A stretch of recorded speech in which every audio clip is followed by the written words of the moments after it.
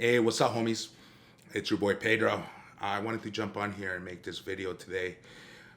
Today marks the 3-year anniversary of George A Romero's passing, and I felt that I wanted to talk about him a little bit. He was a huge influence in my career. He gave me a great opportunity in playing one of my favorite characters to date, and that is Pillsbury in Land of the Dead. Um, I wanted to honor him a little bit by making this video and talking about my experience in this movie. I want to start with the casting of it. I went out for an audition. It was going to be a self-tape audition for a role called Tea House at the time, and it was supposed to be this big martial arts dude who goes around in a group of people trying to fight some zombies. So I went in and I read for this, and they had this character that I read that was on the sides called Pillsbury, and I thought to myself, this is cool. It was supposed to be a 350-pound Samoan woman, and I'm like, this is a badass character. And I asked during casting, it's like, who do you have to play her? This is going to be awesome. And they're like, we can't find that character. We keep looking. I found out later, talking to George, that they were looking for people. One of the people involved in the movie told me a story that they ran up to somebody who fit the description and asked her if she would play this role. She said no. And at the time, I had long hair, as you'll see in the movie. I had a long hair and a braid. I told them that I would shave, let my hair down, and dress as a woman if they wanted me to. And they said we might have to. So I did the audition. They liked what I did. They called me back in. I was on the way to the car. They called me from the parking lot to come back and read for the Pillsbury part. So what ended up happening is they changed the Tea House part to Motown. We're going to see in a little bit. I got a couple clips that I want to show you guys. They changed the Tea House to Motown, and Pillsbury became me. Talking to George a little bit afterwards, he's like, yeah, as soon as I saw that tape, I realized that you were Pillsbury, which was amazing to hear. It was great. I love playing the character. It gave me the opportunity to have the best entrance that I've had in a project. And you know what? I want to talk about some more stuff, but let's take a look at this entrance. I mean, I can't ask for more. They're getting ready. They're arming up to go in. It's the suiting up scene when they go out, and they're going to be fighting some zombies. And then we come in, and they come up, and we bring the other two guys, Manolete, as is going to be introduced, bullfighter. Monica ended up being Motown, and that was the part that would have been my thing. And then I come in with Pillsbury, and just Asia's reaction here. He's like, oh. Why are we standing around? Let's do something. I love that line. That was a great delivery. And then we do this fun ride. It was such an amazing experience, like I keep saying. Loved every minute of it. So I got the call telling me to go up. I was living in Los Angeles at the time, had to come to Toronto and shoot this movie. And we got to do that. And that gave me one of the best entrances into the movie, and also one of the funniest lines that I've had a chance to deliver. And to be completely honest, I didn't know it was a funny line at the time. I remember watching it in the premiere and hearing the people laughing at this line. And you know what? I'm not going to do it justice right now. I'm going to let me show you.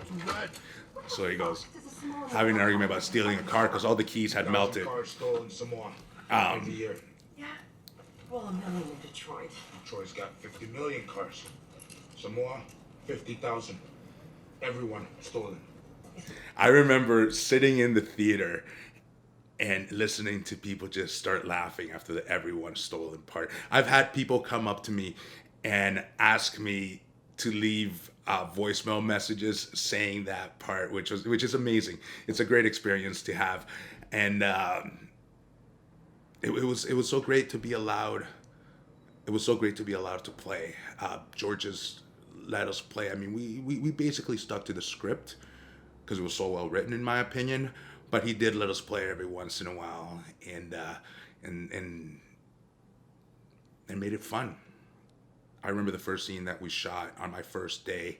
They had already been shooting a couple days, but when I first got there, we shot this scene that is after the scene that I just showed you, where we have driven and we're looking for Dead Reckoning, the truck set up with all the weapons that Cholo stole, and Simon Baker's character and us are going to try to retrieve it. So they're about to take off and confront them, and they realize that we're working for the bad guy, and they want us to stay out of it, so they have us at gunpoint. And then this is what happens. He's gonna steal that truck and leave us here. Well, he'd never do that. Don't just look at him, you can tell he'd never do that. I like that, man. You, go help him. It's gonna set the tone a little bit, and then this happens. Wink, wink. And that smile. So that automatically shows us what side Pillsbury's on. And the funny thing about this scene is that it shows me turning sides. Now I'm part of the good guys. Before I was part of the bad guys. And it shows me joining them. But when we shot it, this was the first take of the first scene that we did.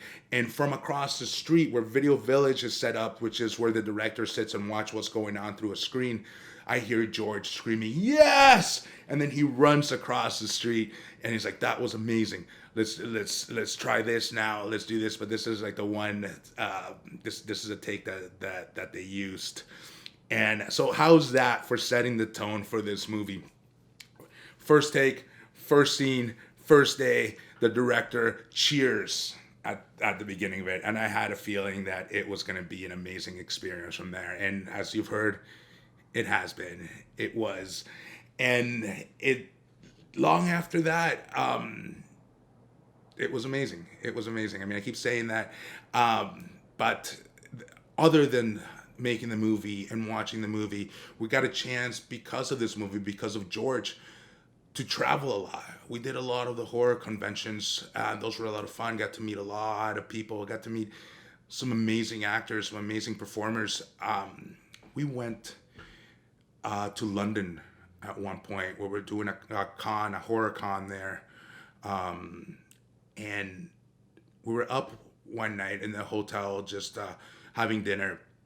And we were talking about live theater and musicals. And George asked me which was my favorite. And I told him that I had never seen any at the time. And then he says, "We should have to fix that." And then the next day, George surprised the group with tickets to Les Mis. He's like, "Listen, Les Mis is playing. And I hope it's okay. I got us a whole bunch of tickets. We're going to go see it. If you're going to watch a musical for the first time, it should be this one in London." So here we are in London, England, which was a treat in itself. And George managed somehow to get us tickets. I mean, it's magical. I don't know who he called, but he made it happen. That he got us tickets to go watch this. He hands me one particular ticket and he says, "This one is yours. This is your seat." And it was an amazing seat. It was like a few rows back and right in the middle. So I was just kind of looking at everything. I didn't miss a single thing. And I mean, I'm not embarrassed to say that once it started, I was maybe 5 minutes in, and then I just started crying. It was just so emotional just watching what's going on. And George is sitting at the side. He's looking over, and he's just smiling away. And he told me after that he loved the fact that I was crying like a little baby. He's like, "Here you are. You're like my tough guy on screen, crying like a little baby watching musicals."